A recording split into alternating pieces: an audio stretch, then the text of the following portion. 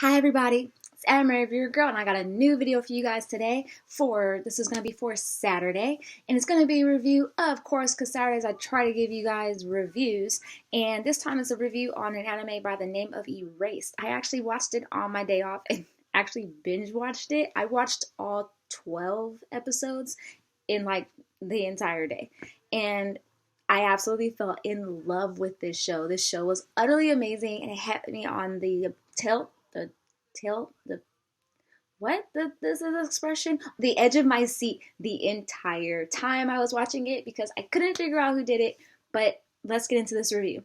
One of the first things I'm going to do, well, pretty much those of you guys who have not seen Erased, this is probably going to have a few spoilers, so be warned, but I'll try my best not to have any spoilers in the show, spoilers in this review, because I want people to watch it.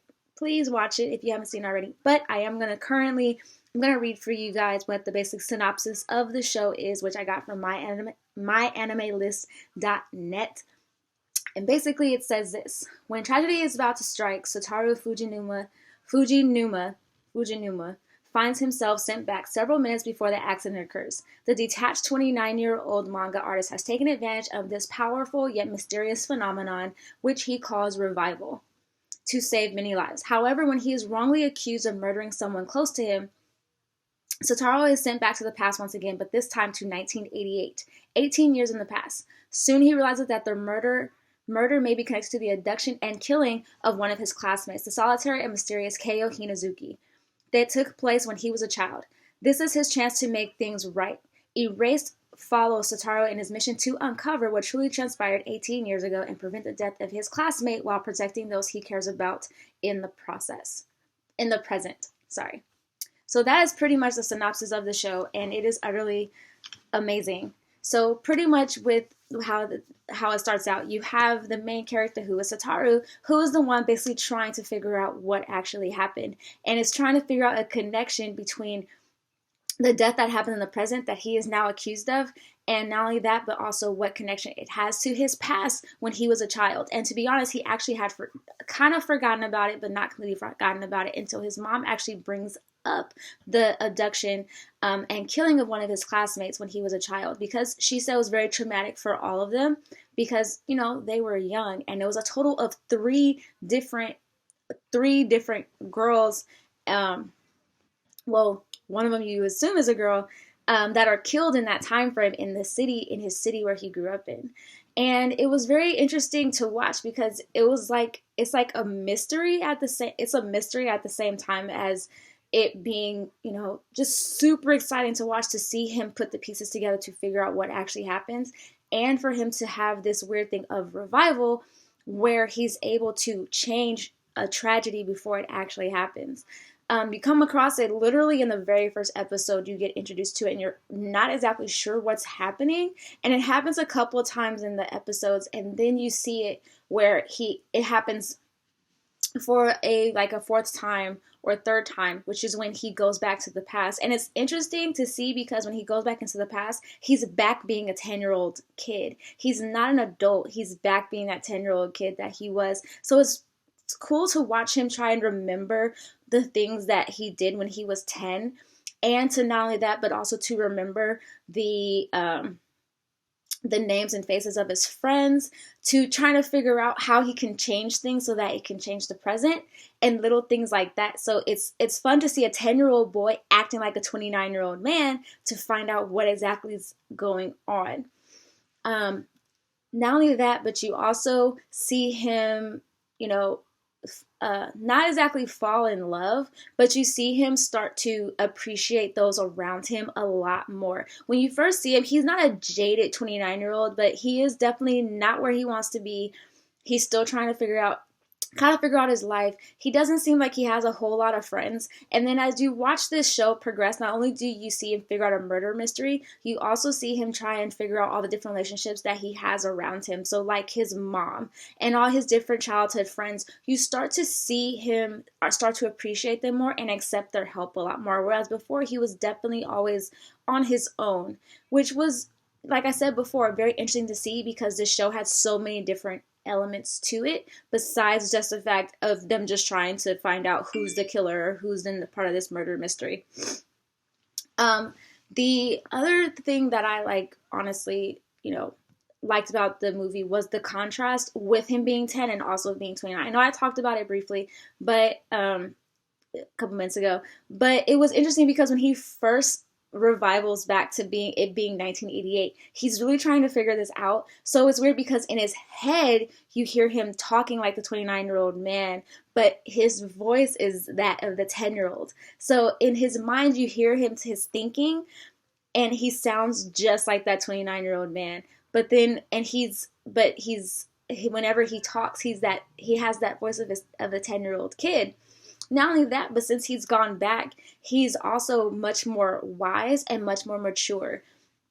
And that's why a lot of his friends notice that change, especially one of them, whom his name is Kenya. He definitely notices it, and he, picks up on it kind of immediately, and you can kind of tell that he's kind of suspicious as far as with what's going on with Satoru, because he realizes that this isn't the same person that he knew, and he notices that there's something very different about him.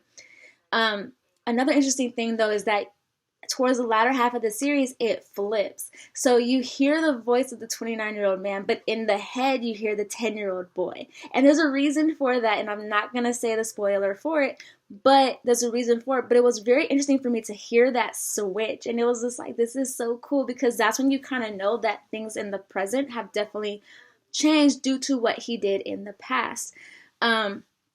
It definitely keeps you guessing all the way up to the very last episode as far as with who it is, what's going on, how are things changing. And it was very, very much reminiscent for anybody who has seen the show Steins Gate, in which there's a lot of time traveling. This show's very similar to it, and it's very similar because in both of them, they're kind of trying to solve a crime in both of them. Well, more so in Steins Gate, it was just trying to fix what they had broken. But in this one, since they were trying to, since he was basically trying to solve a mystery, it was very interesting. And I just now thought about that connection between these two series. But Revival is a great show. It is currently subbed.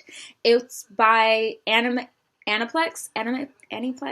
They're the ones that actually have the rights to the show. I actually watched the show on Hulu. Please be very, very careful with Hulu, though. I will say this, and probably Crunchyroll as well, with reading the synopsises of what's going to happen, the synopsis of the show, because they can very much spoil what's going to happen. So I actually ended up figuring out who did it by reading it, because I was just like, oh, now I know who it is. But it was pretty cool for me to see it progress still, but be very, very careful about that. But they have it on Hulu. I'm sure they definitely have it on Crunchyroll.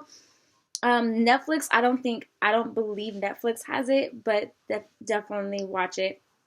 It's a fairly easy show to get through in a matter of a day, to be completely honest with you. And once you start the first episode, it's very hard to not watch it, to not finish watching it from the beginning to end. The one last thing I want to touch on, there's a character that's introduced at the beginning. Her name is Irie. Her and Satoru have a very strange relationship. They are basically co-workers and they're basically friends, and she believes him from the beginning that he is not the one that killed the person close to him. And she very much helps him out, but then she herself is put into danger in the process. It's kind of cool because after the revival happens, you kind of forget about her, but then she re-pops back up, and then it ends in a good ending. So you're just like, oh, this is sweet. This is cute. Like, it ends nicely. It doesn't end abrupt. Like, it actually definitely kind of ends, I wouldn't say where it started, but it definitely ends where it ended in a nice place. And it was kind of cool because you see, the characters all take different paths due to how the past was changed. So you see them definitely progress and things get a lot better. But yeah, definitely check out this show. It's really, really good. It's one of the shows that came out during the winter season for anime, and it was one of the ones that was greatly talked about, and I had actually heard a lot about it, and I was just like, I'll take a chance, I'll watch it. So on my day off, I was like, I want to watch something that's short, that I can finish in a day, and that's really good. So I chose this one. Really, really good show. Definitely check it out if you haven't seen it already. Watch it on Hulu or Crunchyroll. Either one of those places will definitely have it.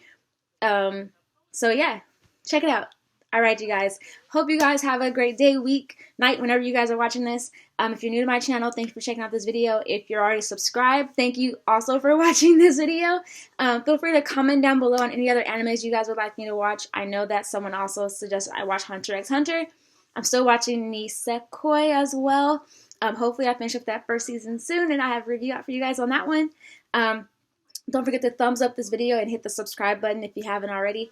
And in the description box below, I'm going to have my links to all my social media accounts, my Instagram, my Twitter, my AskFM, and my anime blog. Check all those out if you haven't already. Feel free to ask me questions or Twitter or direct message me on Twitter or stuff like that. It's cool. All right, you guys. Thanks so much. Bye.